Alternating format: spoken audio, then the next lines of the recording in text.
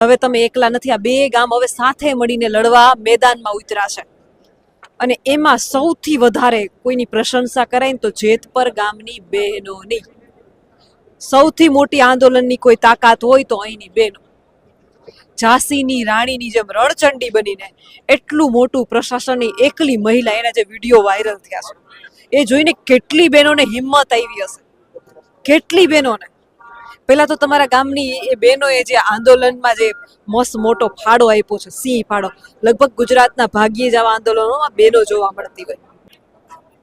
અહીંયા જેતપર ગામના જે બહેનોએ જે ક્રાંતિ બતાવી એ ખરેખર ગામે ગામ ખેડૂતની બધી સ્ત્રીઓને જાગૃત થવાની જરૂર છે અને આમાંથી શીખ લેવાની જરૂર છે.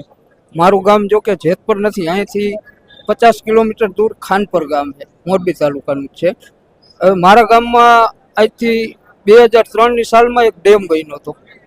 એ ડેમથી બાર ગામના ખેડૂતો એનું સિંચાઈ કરે, પાણી પાય. તો એ ડેમ આજ 20 વર્ષ ભર્યો તો અત્યારે એ ડેમ પાણી ભરવા લાયક નથી. તો એમાં કેટલો ભ્રષ્ટાચાર થયો હોય છે. તોય ખેડૂતોને કોઈ સાંભળવા વાળું નથી. બધાએ અરજી કરી, કાંઈ કોઈ નહીં. ડેમ 19 સાલમાં ખાલી છે, ભર્યો જ નથી ને આ વર્ષે એવો ભરવાનો નથી. અહીંયા કોઈ જાતનું કોઈ કામ, રિપેરિંગ કામ કે કાંઈ હાલતું જ નથી. એટલે આ છે ને ભ્રષ્ટાચારમાં, ખેડૂતોને લૂંટવામાં, જો ખેડૂતોને દવા બિયારણ જે કાંઈ લઈએ એના ભાવ દર વર્ષે દોઢા થતા જાય.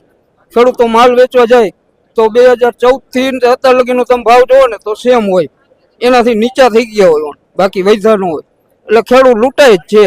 ને હવે ખેડૂતમાં જો ક્રાંતિ આવશે ને જાગૃત થશે તો આ સરકાર કદાચ અમેરિકાનો ભાઈબંધ હે ને અહીંયાથી નહીં પોસ્ટ બોલાવશે ને તોય ભેગું નહીં થાય એનાથી. બીજું કે ખેતી જે છે ને, આપણે કહેતા ખેતી કોની વખણાય તો કે કણબીની, પટેલની. આપણી ખેતી ને આપણા પાસેથી જેમ મન ફાવે એમ વર્તન કરી, આપણી મરજી વગર, આપણી પરમિશન પણ નથી લેવામાં આવી, આપણી માલિકીની જમીન છે. પેલો સવાલ તો ન્યા જ થાય કે આપણું ઘર, આપણે ઘરમાં એક નાનકડું કૂતરું આવે ને તો આપણી ઈચ્છા હોય તો આપણે બેસવા દઈએ, નકર ના બેસવા દઈએ. તો તમે વિચાર કરો, આ તો આજીવનના પોલ આવવાના છે, તમારી પરમિશન એ નહીં. પેલો સવાલ એ છે. અને બીજો સવાલ કે ગોપાલ ઇટાલિયાએ જે વાત કરી કે પોલીસ ભાડે રાખવામાં આવે છે. તમે પણ મોરબી ગયા હતા, તમારે પણ પ્રોટેક્શન જોતું હતું, તો શું જવાબ મળ્યો તમને? અમને જવાબ નથી મળ્યો. બરોબર, અમારી જમીન વારસાગતની રહી છે ને, અમારે ફઈબા, અમારી બેનું, દીકરીઓ અંદર જે અમે જેથી મુહૂર્ત કરીને તે અમે શું હાથીઓ પૂરીએ. શું કરવા કે અમારા પરંપરા બાપ દાદાની રીએ આજીવન. અમારી દીકરીઓ ફઈબા હજી રહીએ ને એમ કે વાવેતર બેટા શું વાવ્યું, હજી હાલમાં જાય ને મોહારમાં જાય તો ગમે ત્યાં જાય તો શું કરો કહે છે